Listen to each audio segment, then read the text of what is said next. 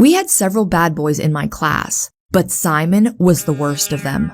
He dated my best friend Holly until he dumped her in the most cruel way you could imagine. He told her, "You are the worst girlfriend that ever existed. You never make jokes, you are always quiet, and it's impossible to have fun with you." Holly is a super sensitive girl, so after the breakup, she cried for weeks non-stop, saying, "No guy will ever like me." I tried to console her, saying, "He's a jerk, forget about him." But she responded, "How can I? He gave me genital herpes and it won't go away." Okay, that was the icing on the cake.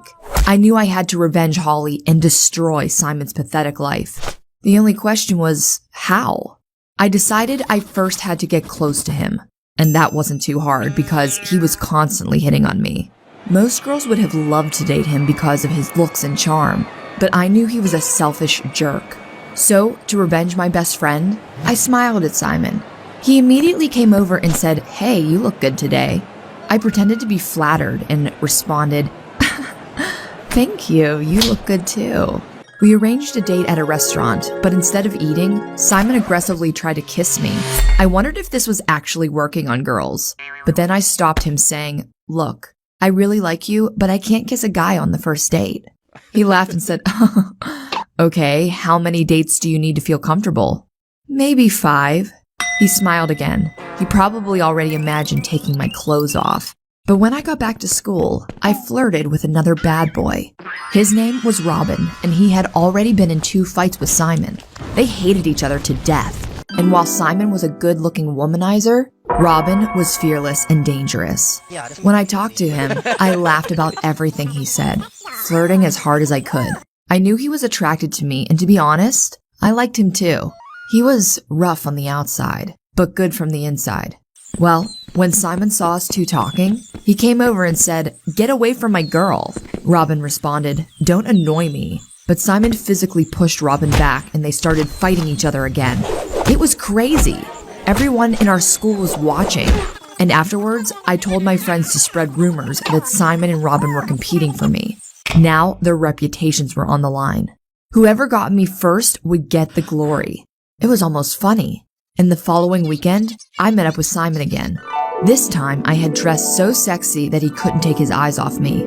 Meanwhile, I was giving him a lot of mixed signals. I non-stop smiled as if I desperately wanted to sleep with him. But whenever he touched me, I said, "Nah, not today." He could barely control himself. And when I got back to school, I flirted with Robin again. This time we were in the cafeteria though. Teachers were everywhere. So when Simon came over to us, he couldn't just punch Robin in the face. Robin said, "If you want to come sailing this weekend, I'm going to show you how to do it. And if you're lucky, we're going to catch a fish."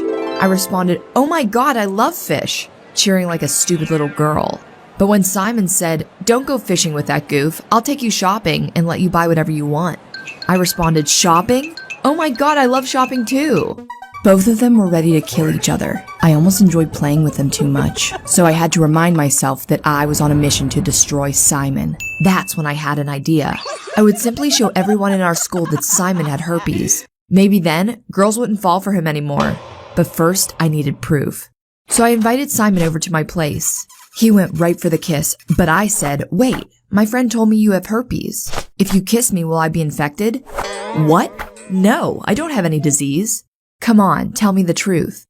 "Okay, whatever, I have herpes, but it's no big deal as long as we are careful." "I'm sorry, I just can't do it." "Then why did you invite me here if you knew about it?" "I'm sorry, I'm so stupid." He was really angry and insulted me a few more times, but that only made it better because I was secretly filming us. Afterward, I met up with Robin, showed him the video, and explained that I had only hung out with Simon to revenge my best friend Holly. I said, "You have to protect me from Simon. I don't know what he's going to do when I send the video to everyone in our school." Robin smiled, saying, "No problem." Next week in school was crazy.